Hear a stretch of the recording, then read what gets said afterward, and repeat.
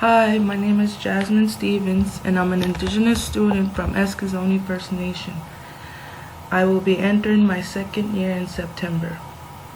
I will be presenting the Indigenous Students presentation to help you, the RAs, understand Indigenous peoples better. The goal of today's presentation is to inform you of the history, terminology, and misconceptions about Indigenous peoples so that you are better able to support students that you will look after this year. This presentation is text heavy, so if you wish to pause and read the slides, feel free to do so. You will also notice some interesting artwork by Indigenous people of Canada, which are credited throughout the presentation. To begin understanding the Indigenous people, it is important to understand their history and their settlement. Mi'kmaq people of New Brunswick have always had a governmental body called the Grand Council until the government passed the Indian Act in 1876. This act was established to require First Nations people to establish representative elected governments, when in fact they already had their own form of government. The governmental body called the Grand Council has a flag that hangs vertically. While an accurate population count is unknown, communities can vary in size from 2 to 500, with some communities ranging in size of up to 5,000.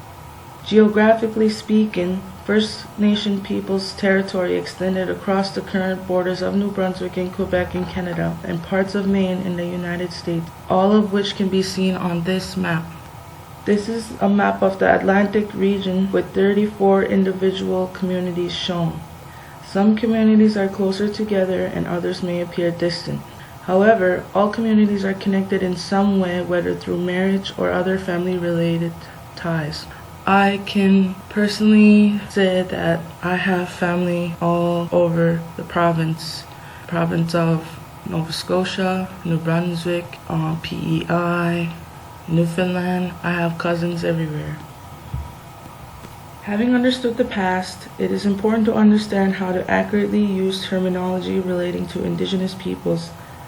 This can be tricky to navigate, as something acceptable to some may be offensive to others. However, fear of using the wrong word should never stifle important dialogue in discussions that need to happen. By taking a moment to consider the history of certain terms, it is very possible to learn and be comfortable with which words to use and in which context. Why does it matter? Using the correct terminology is important because Canadian state and Aboriginals' history is complex and often damaging, so terminology matters because it can represent something more than just a word. It can represent certain colonial histories and power dynamics. Terminology can be critical for Indigenous populations, as the term for a group may not have been selected by the population themselves, but instead imposed on them by colonizers. So you can understand how a term can be a loaded word, used as a powerful method to divide peoples, misrepresent them, and control their identity. What we can see today in Canada with status and non-status peoples, the legally defined categories of people under the Indian Act. It is important to recognize the potential these words may hold, but it is also important and very possible to understand these terms well enough to feel confident in using them and creating dialogue. Today we'll be looking at these specific terms. I will mainly be providing a background to these terms, so it is important that you read the full description in the supplementary document that is provided. Treaty. During settlement and colonization, treaties were negotiated between the Crown and local Indigenous peoples, guided by the Royal Proclamation of 1763. This proclamation was a British Crown document which acknowledged that British settlers would have to address existing rights and title in order to further settlement. During these treaty negotiations, the then Crown guaranteed certain rights to the local First Nations. Aboriginal. The word Aboriginal was brought into popular usage in Canadian texts after 1982, when Section 35 of the Canadian Constitution defined the term as such and the Canadian government decided to include the Inuit and Metis into their policies. When used in Canada, it is generally understood to refer to the Aboriginal peoples in a Canadian context. First Nations. Ethnically, First Nations are the Aboriginal peoples of Canada, but are neither Métis nor Inuit. This term came into common usage in the 1970s and 80s and replaced the term Indian. Although unlike Indian, the term First Nation does not have a legal definition. Inuit and Métis. Inuit refers to specific groups of people generally living in the far north who are not considered Indians under Canadian law, whereas Métis has general and specific uses, and the difference between them are often contentious. It is sometimes used as a general term to refer to people of mixed ancestry, whereas in a legal context, Métis refers to descendants of specific historic communities. Aside from this specific legal context, the term Indian in Canada is considered outdated and may be considered offensive due to its complex and often colonial use in governing identity through this legislation. In the United States, however, the term American Indian and Native Indian are both in current and common usage. You may also hear some First Nations people refer to themselves as Indians. While there are many uses for an individual to self-identify as such, this may be a deliberate act on their part to position and present themselves as someone who is defined by federal legislation.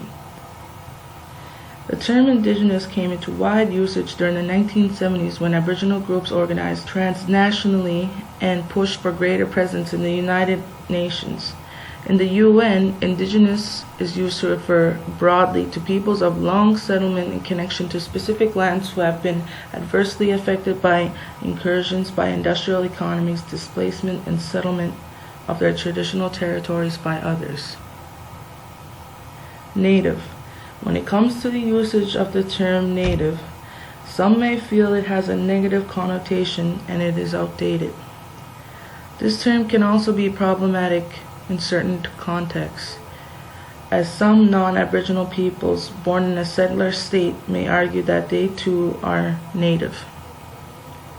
If you are referencing a specific group, it is considered more respectful to use a term other than Native, which more specifically denotes the peoples you are referring to. However, Native is still commonly used.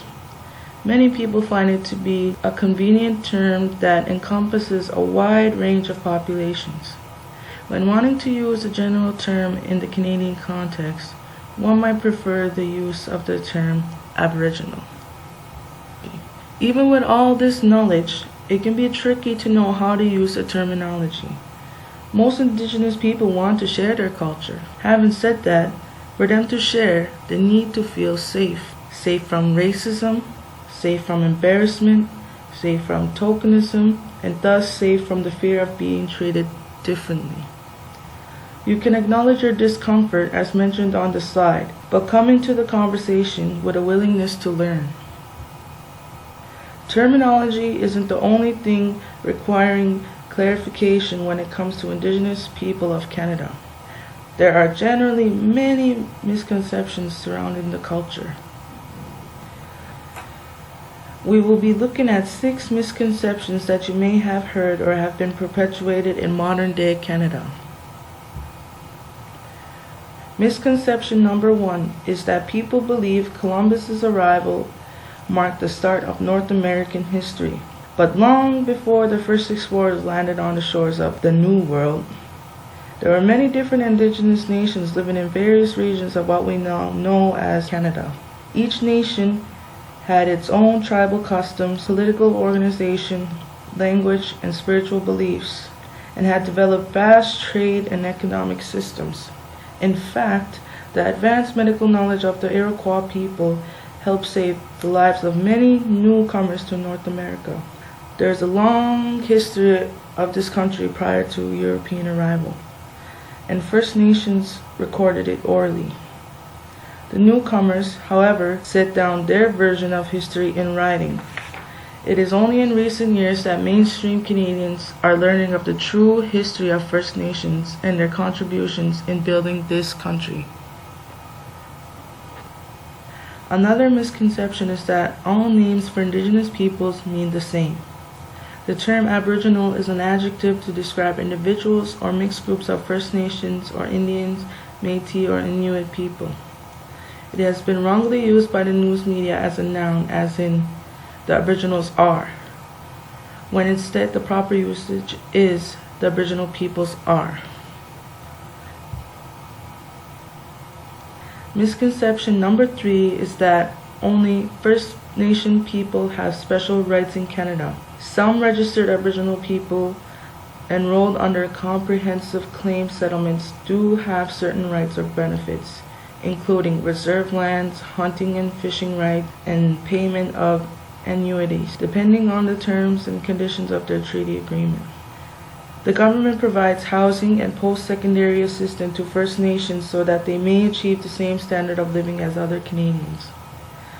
Because of the division of powers in the Constitution, many services provided by provinces to other Canadians are provided to Indians living on reserve by the federal government. Provincial standards are generally adopted, but there may be some local differences. In Canada, the government also provides assistance to those people who cannot afford housing, medical aid, and social assistance. As well, a tax rebate is given to low-income families. Foreign diplomats to Canada are able to take advantage of the provincial sales tax exemption and other benefits as a special group of people living within Canada's borders. Although the federal government portrays itself as being the helping hand where First Nations people are concerned, their involvement in Indigenous affairs has been patriarchal and confining in so many ways. For example, the education of First Nations. And another thing is, not every Aboriginal person in Canada receives benefits. For example, the Métis and Inuit aren't considered Indians under Canadian law, so they don't receive these benefits. As odd as it may sound, some people do believe that First Nations people are better off than most Canadians. This is very easily proven incorrect when considering the living conditions of many of the Aboriginal communities. Almost half of the Aboriginal population of working age has some form of post-secondary qualification.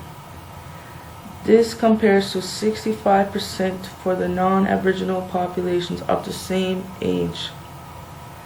The working age Aboriginal population with a university degree has increased since 2006 from 8% to 10%.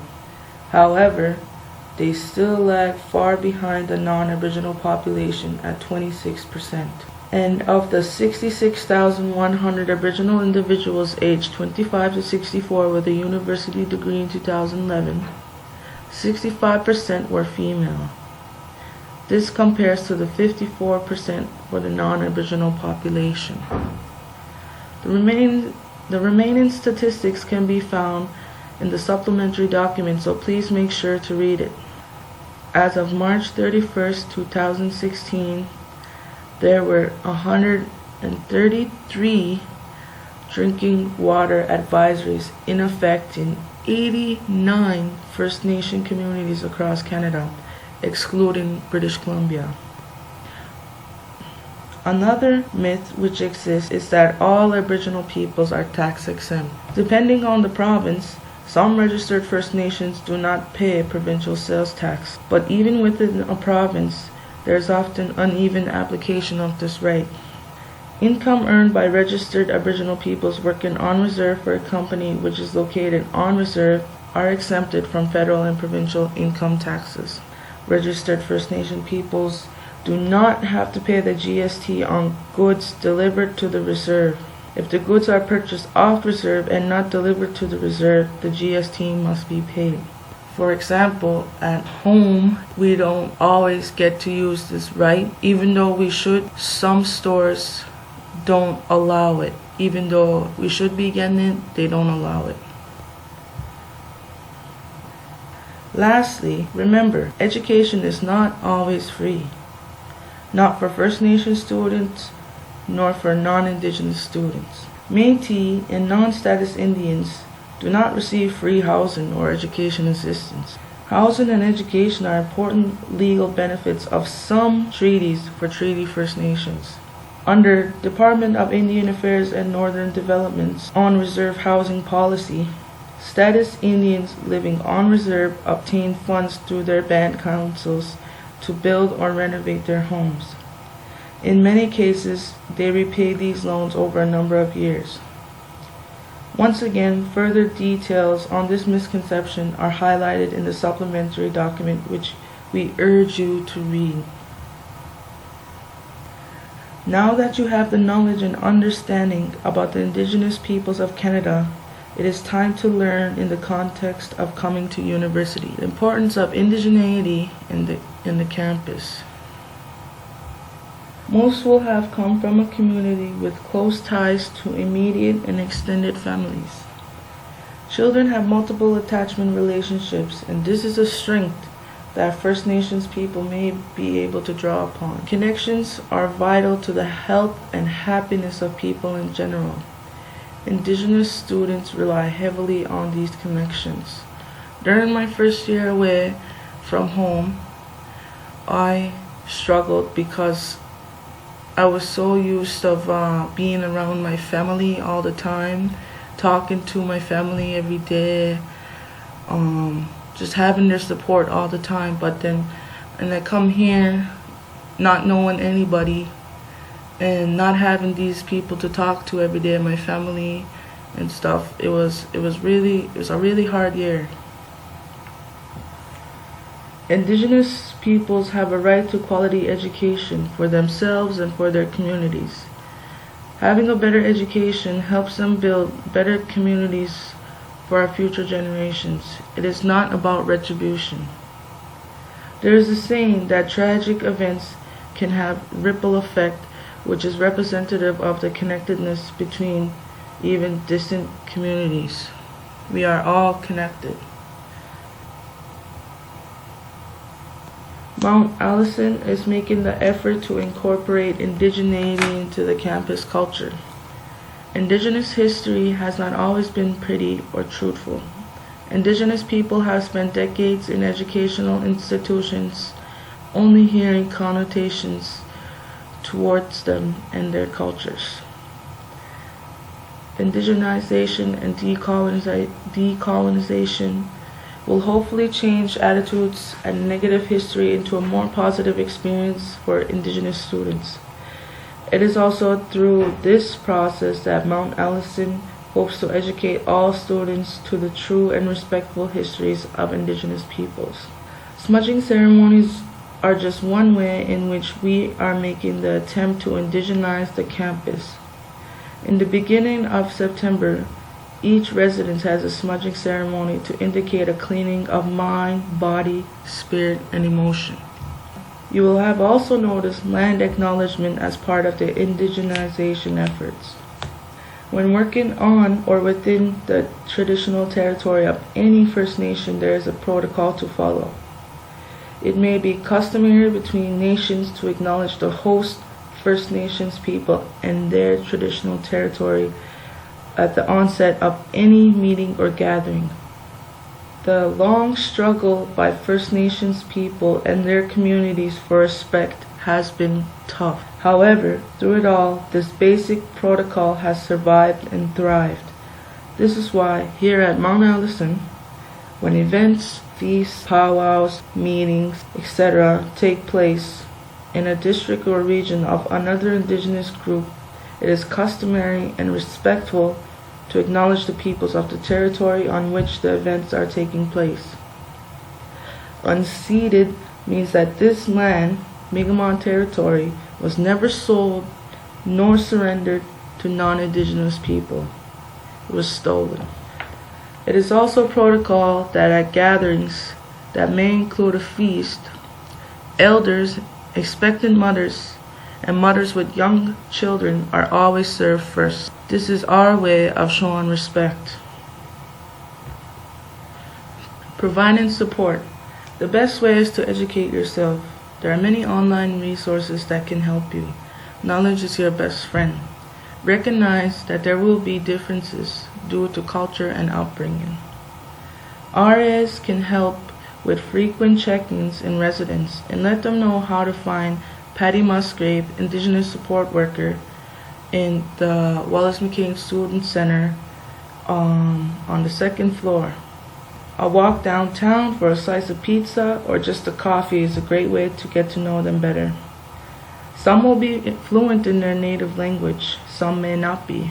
Ask them to teach you a few things like hello or see you later. One thing I will add here is in Mi'kmaq, there is no word for goodbye, but our goodbye is Namu Des. It means I will see you again. We also have a dedicated Indigenous space on campus. Indigenous students need to have a space that is free from racism and where they can communicate in a safe environment. This is where all students can drop in and hopefully learn about Indigenous cultures through music, art, food, language, and respectful communication. This is a place where we can all get together and build on friendships that could last a lifetime. And try to welcome the Indigenous students. They all speak the same language, which may be different than yours, so they may feel isolated, so try to invite them to events to make them feel included. If they appear to be lonely, include them in activities. Just a trip up to Tim's can reduce anxieties. Some will feel more comfortable in small groups. Walk to class with them, but remember, many may be out of their element and stresses can be present just because of geography. They are away from their community. Help them become more familiar with the university layout. If you have any further questions or wish to collaborate with Indigenous Affairs Coordinator, her information is provided here as well as in the supplementary document. Please ensure you read the supplementary document to fully understand the terminology and misconceptions associated with Indigenous people. Other than that, thank you, Walalin. Hi, my name is Jasmine Stevens.